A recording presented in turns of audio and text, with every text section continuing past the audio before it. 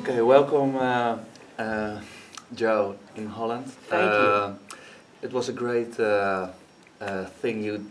The concert was great, Thank you. and I saw you with two guitars playing. Yeah. It was fantastic.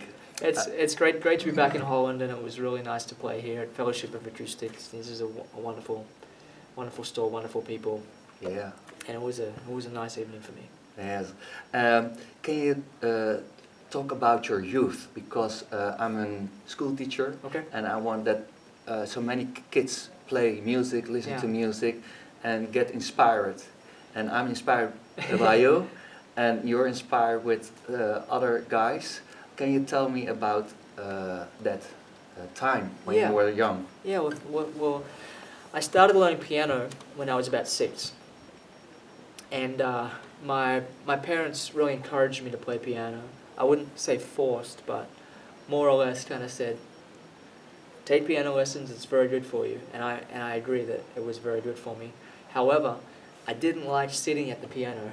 No. I wanted to stand and play. All right. And when I was about 10 years old, I decided I wanted to learn the guitar. So I begged my parents. And I had a small 3/4 size Okay. nylon string guitar, which is a really good learning guitar. Mm-hmm. And I decided to take guitar lessons with a teacher at my school, who was a great teacher because he helped me fall in love with playing. And I just A private teacher? Just- yeah, he was a private teacher Yeah. that came to the school and gave Okay. lessons to some Alright. students, like 1 day a week. Mm-hmm. And every lesson, I would learn the song that he taught me, and then I would show him a song. That was my little challenge. Okay, okay. So he'd show me Tears in Heaven.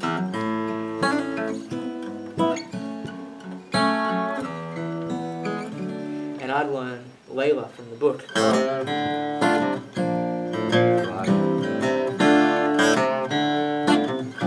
So I had a really nice experience learning the guitar. I just found I loved it. I took it to school every day and played, during the lunch hour and recess. And when I made my first CD, I was about 15. Okay. And it was a scary experience to realize I didn't sound like I thought I sounded.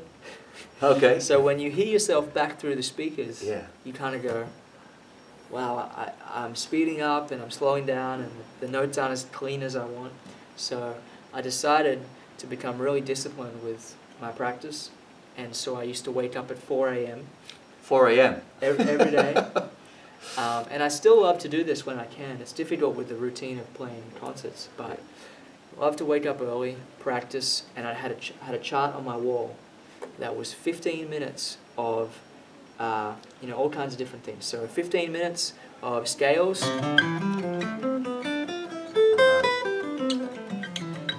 15 minutes of jazz, 15 minutes of just doing like picking exercises or like legato exercises.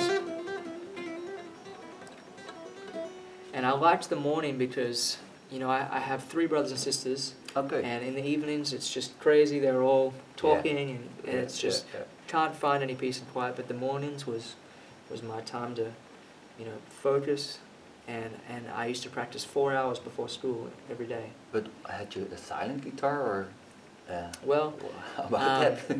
yeah, I just didn't play very loud, and I had an electric guitar. All right. And my acoustic, was kind of just. And we had an old farmhouse, and sometimes I'd go outside if it wasn't too cold. Oh yeah. And it wasn't too cold in Australia, but I look back on that time when I was, a teenager as when I really formed my technique, and I rely on those skills today Yes. when I play any song or any concert. Can you give an advice to the children? They Yeah. are about 6 to 12, or their parents, Uh-huh. because on my school not everybody can buy an instrument Yeah. or have the opportunities we have. Uh-huh. Is there something you can give an advice to them? Yeah. What to Well, do? I think for me it's really important to have good mentors. So to find someone who can steer you in the right direction. Yeah. and it can be a guitar teacher. That can be a wonderful thing, or it can even be if you want to learn music, going to see music, talking to the musicians, saying, how did you learn? How do you do this? How do you get this sound? Tell me. People like curiosity. Yeah. And if you seek out musicians and people who can be mentors to you, that to me is the way to really grow. And I learned to play on a guitar that was like a $60 guitar. It was just a very cheap nylon string, small body guitar, and